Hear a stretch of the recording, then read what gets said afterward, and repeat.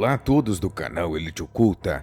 Eu sou Gabriel Brant e eu estarei por aqui todas as segundas, terças e quintas.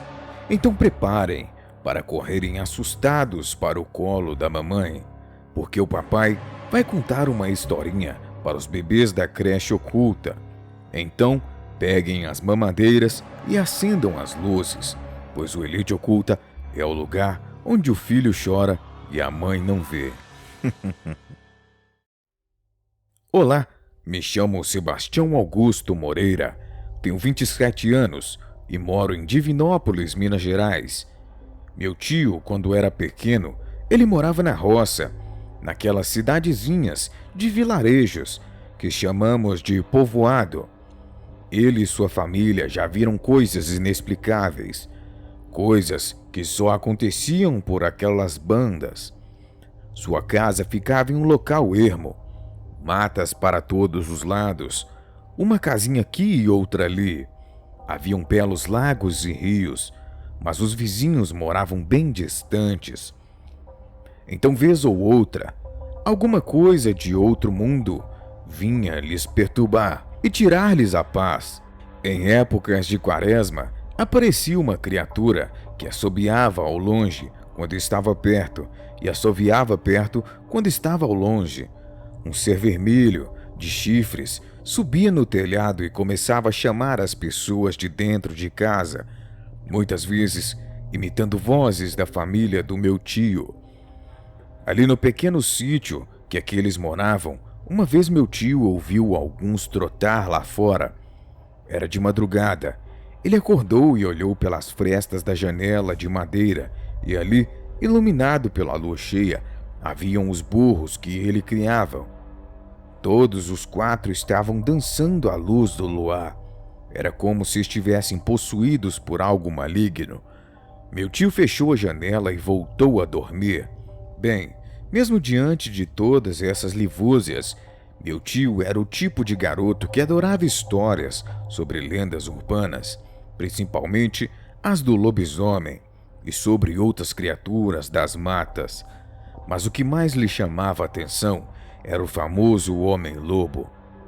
Certa noite, ele estava em seu quarto lendo um livro à luz do lampião, pois eles moravam em um sítio no meio do mato. Logo, meu tio começou a ouvir barulhos na janela que se repetiam com o tempo. Ele resolveu chamar o seu pai, no caso o meu avô, que já estava dormindo. Depois de acordá-lo, os dois saíram para fora de casa e foram ver o que era toda aquela zoada, mas não viram absolutamente nada. Algum tempo depois começaram a ouvir rosnados do lado da casa do sítio, próximo ao galinheiro e as galinhas alvoroçadas. Meu avô correu até o local com a sua espingarda em punho, e o que eles viram era algo terrível. Era uma criatura grande, semelhante a um lobo, mas estava andando em duas patas. A coisa ficou de pé e começou a rosnar. Meu avô logo atirou em direção do bicho, mas infelizmente errou. E assim que a criatura ouviu o tiro, o bicho logo fugiu. Bem, se passaram alguns dias e meu avô estava em um bar que ficava a uns 3 quilômetros de sua casa. Esses bares de beira de estrada. Ele estava à mesa com seus amigos e comentou sobre aquela noite com o dono do bar. O dono do bar se chamava Afonso e ele disse ao meu avô: "Cuidado, isso que você viu pode ser o lobisomem, e essas criaturas são vingativas. Então se prepare, pois você pode ser emboscado por essas estradas nesse breu afora." Meu avô percebeu que o Afonso dizia isso com um certo ódio, como se estivesse tomando as dores do bicho que invadiu seu sítio. Bom, alguns dias se passaram e meu avô estava lá no bar novamente, proseando até tarde e enchendo o rabo de cachaça. Quando deu 21 horas, os amigos do meu avô queriam o levar para casa, pois ele estava muito ruim para caminhar sozinho. Afonso insistiu que deixasse o meu avô lá mesmo, para que ele o levasse para casa de caminhonete, assim que fechasse o bar. pois bêbado como ele estava, ele poderia cair do cavalo.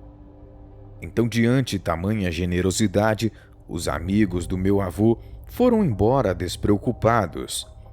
Meu avô continuava a beber e já não falava mais coisa com coisa, mas estava lúcido.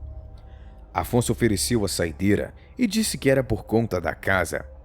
Meu avô pensou em aceitar, porém um pensamento rápido lhe passa à mente. Quando a esmola é muita, o santo desconfia. Meu avô achou estranho um dono de bar lhe oferecer pinga de graça. Então meu avô disse que não iria mais beber naquela noite. Obrigado, Afonso. Anota tudo aí, que semana que vem eu acerto tudo com você, disse meu avô. Então Afonso disse: Seu José, no caso o nome do meu avô, o senhor vai acertar suas contas comigo hoje.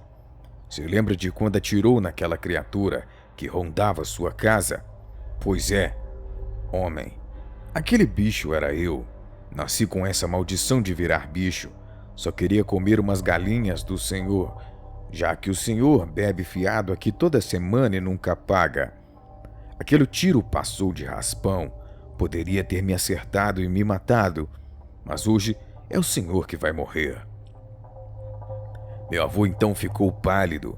Estava completamente sob efeito do álcool e tentou sair dali cambaleando às pressas, enquanto derrubava tudo em seu caminho. Ele saiu do bar e tentou correr pela estrada escura, iluminada apenas pelo luar. Enquanto ouvia gritos e gemidos de dor vindo de dentro do bar, ele conseguiu andar por uns 500 metros cambaleando em zigue-zague, mas de repente uivos vieram da mata ao lado da estradinha de terra, seguidos de urros e rosnados, e cada vez se aproximava mais. Meu avô estava desesperado, pois sabia que a fera era o dono do bar. Um fato engraçado é que meu avô corria com a garrafa de pinga na mão, e logo em seguida ele viu luzes de faróis se aproximarem. Eram os carros que passavam pela estradinha. Meu avô se jogou na frente do carro e pediu ajuda ao motorista, que era um fazendeiro da região. Então o homem parou o carro e perguntou se meu avô estava bem, mas quando viu a garrafa de pinga em suas mãos, o homem logo passou um sermão no meu avô. O senhor deveria ter vergonha na cara. Nessa idade, enchendo o rabo de cachaça, um homem velho desse deveria estar em casa cuidando da família. Se você sabe ir pro bar a pé, então sabe o caminho de volta. O homem deu partida no carro e foi embora dali, quase passando por cima do meu avô. Naquele momento a fera havia sumido, então meu avô continuou correndo, ou pelo menos tentando correr. 5 minutos depois saiu do mato aquela mesma criatura que meu avô havia tirado semanas atrás. Era um ser horrendo, tinha uma pelagem negra, olhos vermelhos, joelhos dobrados para trás, e do seu focinho saíam enormes presas que escorriam baba. A coisa pulou em cima do meu avô e derrubando no chão com seu peso. O lobisomem investiu para cima dele e tentou morder o seu pescoço, mas o meu avô colocou o braço direito na frente e a fera quase arrancou seu braço numa única mordida. Com a outra mão, meu avô pegou a garrafa de pinga que segurava e quebrou o talo da garrafa em uma pedra que havia ali mesmo no chão, e em seguida ele enfiou as pontas de vidro da garrafa com toda a força no pescoço da criatura. Sangue esguichava para todos os lados. A fera começou a se debater, tentando tampar o profundo corte no pescoço com as suas patas longas e desproporcionais. Então a fera correu dali em meio a uivos, relincho e gritos, e assim desapareceu no mato. Meu avô chegou pálido em casa e com o braço quase partido ao meio. Ele foi atendido rapidamente pela minha avó, que enfaixou seus braços, e meus tios o levaram de carroça ao hospital da cidade. Quando teve alta do hospital, ele contou todo o ocorrido, mas ninguém acreditou nele, pois acharam que ele foi atacado por uma onça, pois a mordida condizia com a do animal em questão. No mesmo dia que meu avô recebeu alta do hospital, Ele pegou sua espingarda e foi até o boteco para matar o dono do bar, mas o local estava fechado. Então meu avô foi até sua casa, que ficava ao lado do boteco, mas logo percebeu que o lugar estava abandonado. Afonso havia desaparecido da cidade. Meu avô hoje é falecido e meu tio que me contou essa história. E eu acredito nele, pois meu tio é um homem sensato e nunca foi de inventar as coisas do tipo essa. Uma boa noite.